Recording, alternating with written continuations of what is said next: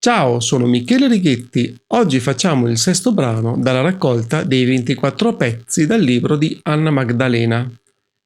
Questo è un minuetto in sol maggiore, quindi in chiave abbiamo un diesis e precisamente il fa diesis. Ho qui sotto mano il brano e devo dire che è molto bello. Ha una melodia abbastanza orecchiabile, anzi orecchiabilissima, per cui anche suonandolo farete una splendida figura. Anche questo brano non è stato composto da Bach, ma lui stesso nel libro lo attribuisce a un tal Böhm. Questo nome purtroppo non ci aiuta perché all'epoca di Bach vi erano vari Böhm compositori o musicisti e Bach, non avendo scritto il nome, non sappiamo di chi sia di questi, quindi rimarremo nel dubbio per sempre. Bene, adesso andiamo a suonare, come al solito, prima a mani separate e poi a mani unite.